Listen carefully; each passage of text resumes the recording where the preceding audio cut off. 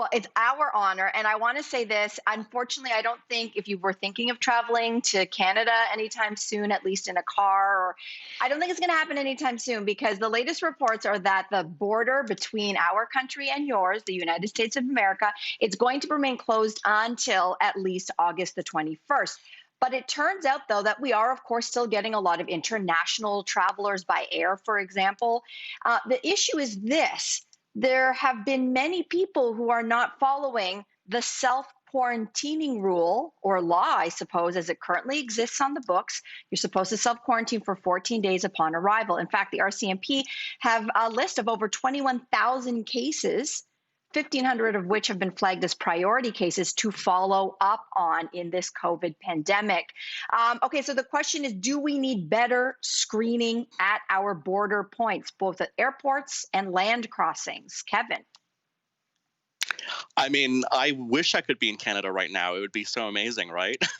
I'm stuck here in LA. And I think it is very much what's happening. A lot of people aren't behaving. A lot of people aren't, doing what they're supposed to do. And how do you police people when they're supposed to self-quarantine? I mean, I think about that too here in LA. When I see people going out without masks on, going to bars, thankfully all that's been shut down now again.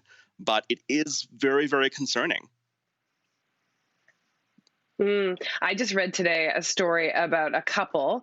One is 68, the other is around 70, and they are from Florida. And they came up to visit their seasonal property in North Bay, Ontario, and they refused to quarantine. I think the wording that they've said, the RCMP is saying, is that they have failed to comply.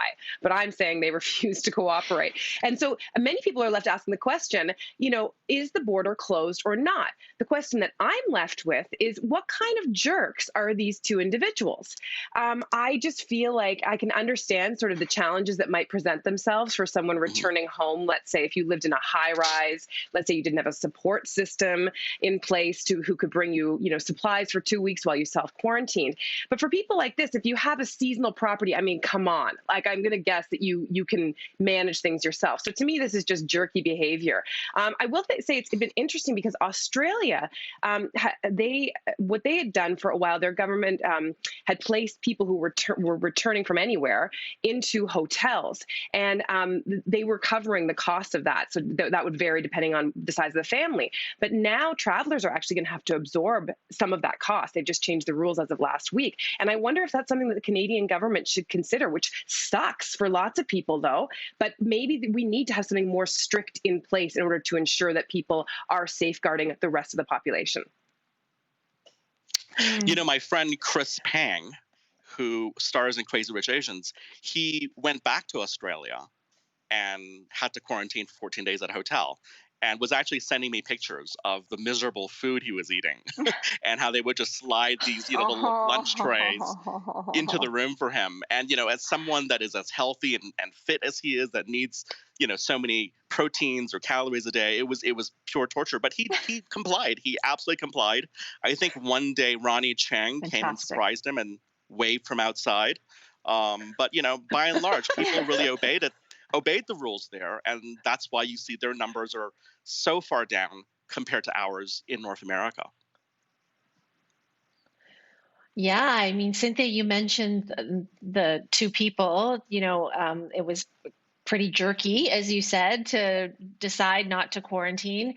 We have Trudy on Facebook who writes to us and says, when I traveled home from the States on May 1st, they didn't even ask me if I had symptoms. They didn't really do a screening. They just served me papers and notified me of my requirement to self-isolate and the associated penalties if I didn't comply. I have friends who are Canadian who returned from the US 10 days ago or so. They drove and they were very, very clear about quarantining before they left the US, and then they just got in the car. They only stopped for pee breaks and for gas. They packed up their own food and they drove straight, so they made sure they didn't have to be in contact with many people. When they got to the border in their car, they were asked a series of questions. They had to present a plan of quarantine where they were staying. They were super organized and super compliant. They are still in quarantine. It's day 10, I believe, and so they have a few days left. But it makes me feel like those other jerks are undermining the efforts of the people who are trying, because there are people who are respecting it. So I don't know, how do we make sure that the people who are making the effort aren't overshadowed by, and I mean, those terrible ones, the jerky ones, aren't ruining it for everybody? I want to know how they were even able to cross the border, because it's closed to non-essential travel. And so unless they played I think you maybe mentioned maybe a family connection because they're immediate family, but otherwise, I'm not even sure how they were allowed here. But listen, there are 175,000 people crossing land border crossings in and out of America each and every week in this country. And it's actually going higher because there have been some restrictions that have been eased, like the ability of immediate family members, et cetera, to be able to travel back and forth. And still our numbers seem to be good. So this comes down to a couple of issues.